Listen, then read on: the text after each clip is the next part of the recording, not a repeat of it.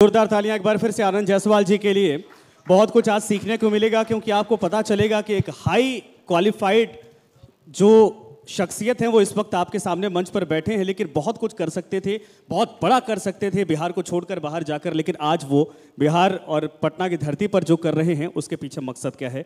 आनंद जी, स्वागत है आपका मंच पर सर। Thank you. मुझे जानकारी मिली कि आप IIT पास आउट। नहीं, मैं IIT से पास आउट नहीं हूँ और मैं बच्चों को प्रिपेयर कराता हूँ IIT के लिए। और अच्छा। मैंने जब IIT की तैयारी की थी उस समय पैसों की अभाव की वजह से मैं प्रॉपरली मुझे ट्यूशन नहीं मिल पाया था। अच्छा। तो मेरा जो इंटरेस्ट का सब्जेक्ट था फिजिक्स, उसमें तो मैंने बहुत अच्छा परफॉर्म किया। लेकिन मुझे बाकी सब्जेक्ट के ट्यूशन ही नहीं मिले क्योंकि पैसे नहीं थे पढ़ने के लिए। तो उसमें कमज़ोर रह गया और उस वजह से IIT में सिलेक्शन नहीं हुआ। फिर मैंने बिहार इंजीनियरिंग में अच्छा रैंक आया मेरा और मैं बिहार से ही पढ़ के फिर काफ़ी दिन तक मैं बाहर रहा। 6 साल करीब दिल्ली में मैंने जॉब किया, 4 साल कोटा में और 2 साल हैदराबाद में। वहाँ जो मैंने चीज़ें ऑब्जर्व की कि खासकर जो IIT और मेडिकल की कोचिंग संस्थान है उसमें ज़्यादातर टीचर्स जो होते थे वो बिहार के होते थे जी। और बच्चे भी बिहार के होते थे। जैसे मैं कोटा की बात करूँ, 4 साल में वहाँ रहा, तो टीचर भी बिहार के, बच्चे भी बिहार के, लेकिन पढ़ाई कोटा में हो रही है। दिल्ली की तो एक आश्चर्यजनक घटना ये थी कि जिस संस्थान में मैं काम करता था उसमें फिजिक्स, केमिस्ट्री, मैथ्स तीनों डिपार्टमेंट के डिपार्टमेंटल हेड बिहार के थे। मैं भागलपुर से, हमारे एक मित्र थे वो मुंगेर से थे और एक हमारे मित्र समस्तीपुर से थे। तीनों हेड हम लोग। संस्थान दिल्ली में, बच्चे बिहार के, टीचर बिहार के और पढ़ाई हो रही है दिल्ली में। तो मन में हमेशा एक इच्छा होती थी कि क्यों ना बिहार के बच्चों को बिहार में रह के पढ़ाया जाए और सिर्फ मैं ना पढ़ाऊं, जो बिहार के शिक्षक बिहार से बाहर है वो भी यहाँ के पढ़ाए। तो इसी मनसा से हमने 2011 में मेंटस एडुसर्व पटना में स्टार्ट किया। स्टार्टिंग हमने 10 टीचर से किया था, 10 स्टाफ होते थे। आज के दिन में हम लोग 400 टीचर और नॉन टीचिंग स्टाफ का ग्रुप है और करीब 15,000 बच्चों को सिर्फ हम बिहार में ही ट्रेन कर रहे हैं IIT और मेडिकल के लिए। जोरदार तालियां इसके लिए। वाकई में बहुत बड़ी कोशिश है। बहुत अच्छा। आपके संस्थान का नाम भी एडुसर्व्स, मेंटस एडुसर्व। एडुसर्व, हाँ, वो जरा मैं समझना चाहूंगा। एडुसर्व इज एजुकेशनल सर्विसेज को हमने तोड़ा है 2 पार्ट में, एडुसर्व। तो एजुकेशनल सर्विसेज में हम लोग बच्चों को सर्व कर रहे हैं, तो उस हिसाब से वही शिक्षा को सर्व कर रहे हैं आप। बिल्कुल। एजुकेशन के अलग जगह रहे। बिल्कुल। किन किन कोर्सेज की आपके यहाँ पढ़ाई होती है, बच्चे इससे एजुकेट हो रहे हैं और कितने बड़े पैमाने पर सक्सेस रेट अगर इसका देखा जाए जो यहाँ से निकल कर बच्चे? देखिए, अभी तक हमारे 12 साल अभी कंप्लीट हुए हैं। 3 अप्रैल को हमारा स्थापना दिवस भी था। तो पिछले 12 साल में मेंटस से पढ़ के 5500 से ज़्यादा बच्चे IIT में जा चुके हैं जी। अगर हम NIT और अदर इंजीनियरिंग कॉलेजेस की बात करें तो 25,000 बच्चे वहाँ पहुँचाए जा चुके हैं। और नीट की परीक्षा होती है मेडिकल कॉलेजेस के लिए, उसमें 14,000 बच्चे अब तक क्वालिफाई कर चुके हैं। तो ये सफ़र चल रहा है अभी। और अभी हम लोग बिहार झारखंड में कन्फाइन है, लेकिन अभी ऑनलाइन के माध्यम से, हाइब्रिड क्लासेस के माध्यम से, ऑफलाइन क्लासेस के माध्यम से हम लोग पूरे देश भर में इसको आगे एक्सपैंड करने का प्लानिंग है हम लोग। इतने सारे बच्चों को IIT में आपने भेज दिया। IIT बोला आपने। बिल्कुल। खुद की कसर रह गई थी उसको? ऐसा तो नहीं कि टारगेट था कि हमें अब दूसरे बच्चों में ये सपना पूरा करना है, उनके जीवन को अच्छा बनाना है? ये जो आपका सवाल है ये बहुत मेरे हार्ट के क्लोज भी है जी। क्योंकि जो आप मेंटस एडुसर्व की जो मेन फीचर है वो है quality education at affordable fees. जी। जो व्यवस्थाएं हमने बच्चों के लिए की हुई है, चाहे टीचर की क्वालिटी हो या अगर हम बात करें कि उनको जो इंफ्रास्ट्रक्चर हम प्रोवाइड करते हैं, हमारे सारे क्लासरूम AC होते हैं। इवन लाइट नहीं होने पे जनरेटर की सुविधा है, सारे AC रन होंगे। ऑडियो विजुअल सिस्टम है हर क्लासरूम में। जो सुविधाएं हम बच्चों को दे रहे हैं वो नेशनल लेवल की है। और फीस की अगर हम बात करें तो उनसे हम आधी फी लेते हैं ताकि जो एक साधारण परिवार का बच्चा है वो भी मेंटस की सुविधा ले सके और वो भी इंजीनियर और डॉक्टर बन सके। हाँ, ये बड़ा मसला है। देखिए, मैं किसी शहर का नाम तो नहीं लूँगा, लेकिन जब यहाँ से बच्चे पढ़ने जाते हैं बड़ा एक दबाव होता है, मनोवैज्ञानिक दबाव होता है, क्योंकि सबसे बड़ी चीज़ की फीसेस वगैरह इतनी हाई होती हैं कि वो सोचते हैं कि यहाँ तो अभी प्रिपरेशन कर रहे हैं, आगे और लगेगा, माँ बाप परेशान अलग होते हैं। पटना को लेकर, आपके संस्थान को लेकर ये मुझे जानकारी मिली कि बच्चों को रियायत मिल जाती है उसमें। बिल्कुल। तो ये कैसे आप लोग कर लेते हैं? चूँकि ये बहुत सारे संस्थान तो ये कहते हैं कि भाई अब सर्विस दे रहे तो पैसा लेंगे, क्वालिटी एजुकेशन दे रहे तो पैसा लेंगे, बच्चों को देखिए ट्रेन कर रहे मेरा तो पैसा मानना है लेंगे। इसमें जो आप सवाल कर रहे हैं वो काफ़ी रिलेवेंट सवाल है। हाँ अफोर्डेबल एजुकेशन बनाया जा सकता है, उसके लिए एक सही सोच की ज़रूरत होती है। जैसे मैं देखता हूँ जो नेशनल ब्रांड्स हैं जी वो ज़्यादातर खर्च जो अपना कर देते हैं वो उन चीज़ों पर नहीं करते जो बच्चों की पढ़ाई से रिलेटेड है। जी चाहे हम एडवर्टीजमेंट की बात करें, सेलिब्रिटी को एंडोर्स कराते हैं अपने ब्रांड को, और ये सारे नेशनल ब्रांड करा रहे हैं, तो उन सब में खर्च बहुत होता है।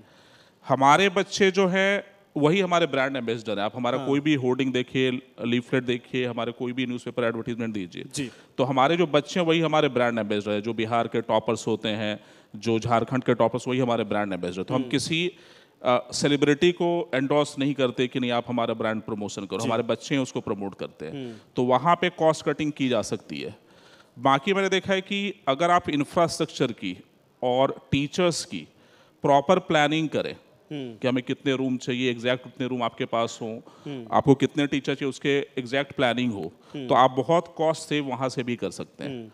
और ये मैंने देखा है, ये ऐसा नहीं कि मैं ही कर रहा हूँ, हमारे पास मैनेजमेंट स्टाफ हैं जो आईएम जैसे कॉलेजेस से पढ़े हुए हैं, जी जो हमारे रोल पे हैं या कंसल्टेंट है, वो ये प्लान करते हैं और ये काफ़ी इफेक्टिव प्लान होता है।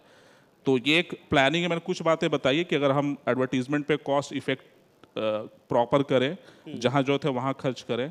इसके अलावा अगर हम टीचर्स का प्रॉपर शेड्यूलिंग करें, टाइमली रिक्रूटमेंट करें, ये नहीं कि हम बैठा के रखे हुए टीचर्स को या नॉन टीचिंग स्टाफ को, तो कॉस्ट को मिनिमाइज किया जा सकता है और अफोर्डेबल एजुकेशन बनाया जा सकता है कॉम्पिटिटिव एग्जाम्स के भी क्षेत्र में। अच्छा, एक बेसिक सवाल, मुझे लगता है कि हर परिवार, हर जो ये प्रांगण में बैठा है वो सफ़र इससे फेस किया होगा।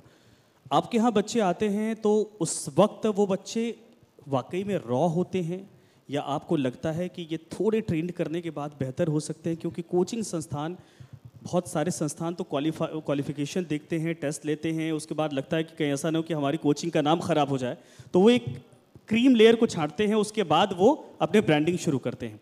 बिहार के जब बच्चे आते हैं तो वो किस हालात में होते हैं, किस परिस्थिति में पढ़ के आते हैं? आपको लगता है कि वो अपग्रेड होना चाहिए, या उसके लिए आपके पास है बिल्कुल प्लान? इसके लिए प्रॉपर स्ट्रैटेजी होती है। जैसे बिहार के बच्चों की मैं बात करूं तो बिहार में एक कैटेगरी है जो बिहार बोर्ड के बच्चे हैं, उनकी इंग्लिश थोड़ी कमजोर होती है शुरुआत के दिनों में। ऐसा नहीं कि वो हमेशा रहता है। मैं खुद बिहार बोर्ड का छात्र हूँ, तो शुरुआत में हमें भी परेशानी हुई थी, धीरे धीरे करके वो आप सीख जाते हैं।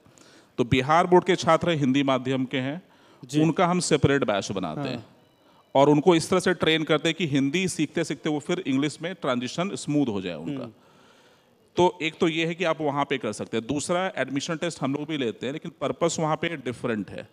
एडमिशन टेस्ट लेने के बाद हम बच्चों को कैटेगराइज कर देते हैं। जो बिल्कुल क्रीम बच्चे जिसकी आप बात कर रहे हैं, उनका बैच अलग होता है, उसको हम अचीवर बैच बोलते हैं। अच्छा। उसके बाद जो बच्चे होंगे उनको हम लोग स्टार बैच में रखते हैं। और जो एवरेज बच्चे हैं उनको भी हम ऐसा नहीं इग्नोर कर रहे हैं, उनका बैच का नाम भी हमने पोटेंशियल बैच ही रखा है। जो उनमें पोटेंशियल है उनको हम ट्रेन करके आगे स्टार अचीवर बना सकते हैं। तो ये हमारा एक पॉलिसी है, एक प्लानिंग है। और हर तरह के बच्चे, चाहे वो एवरेज बच्चा हो, बिलो एवरेज हो, हिंदी मीडियम हो, इंग्लिश मीडियम हो, सब के लिए अलग अलग व्यवस्था है। जिसको हम लोग रेशियो कितना होता है जब आपके यहाँ बच्चे इसको हम लोग इंडिविजुअल, ऐसे बच्चे इसका होते हैं मैं जिनको थोड़ा आपको बताऊंगा। ये एक सिस्टम है जिसको हम लोग इंडिविजुअल मेंटरिंग बोलते हैं। कि आप हर बच्चे को उसके लेवल पे जाके पढ़ा रहे हो। ये नहीं कि एक ही बैच में आपने हर तरह के बच्चे को बैठा दिया और बच्चे का भी समय बर्बाद हो रहा है, टीचर को पढ़ाने में कष्ट हो रहा है। ये मैंने इसीलिए कहा कि बहुत सारे लोग सफ़र करते हैं, और बिहार के बच्चों में अगर कॉन्फिडेंस डालना हो या कुछ कहना चाहें तो मैं चाहूँगा कि आप कह सकते हैं। जो बच्चे आगे बढ़ना चाहते हैं लेकिन उनमें झिझक है, उनमें डर है कि मेरी इंग्लिश वाकई में कमज़ोर है तो हम वहाँ स्टैंड नहीं कर पाएंगे, या किसी सब्जेक्ट में वो कमज़ोर हैं और उनको लगता है कि हम वहाँ जाएंगे तो ऐसा ना हो कि हमारा पैसा भी बर्बाद जाए, वक्त भी बर्बाद जाए, उनके घर की वाले सपने देखते हैं लेकिन वो उसमें सक्षम नहीं हो पाते।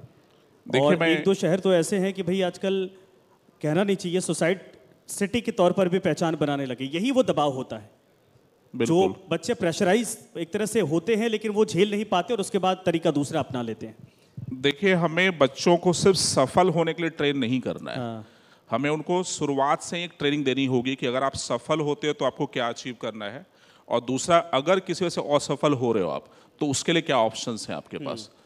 तो हम लोग बच्चों का बीच में मोटिवेशनल सेमिनार करते रहते हैं जिसमें हमारे टीचर, हमारे एक्सपर्ट, जो पुराने हमारे टॉपर्स हैं वो सब आके बच्चों को Confidence encourage level boost up करें। कॉन्फिडेंस बिल्डिंग करते हैं। जैसे अभी हम लोग एक कार्यक्रम कर रहे हैं जिसमें हम ऐसे गेस्ट को बुला रहे हैं जो सुसाइड फ्री इंडिया की चेयरमैन है।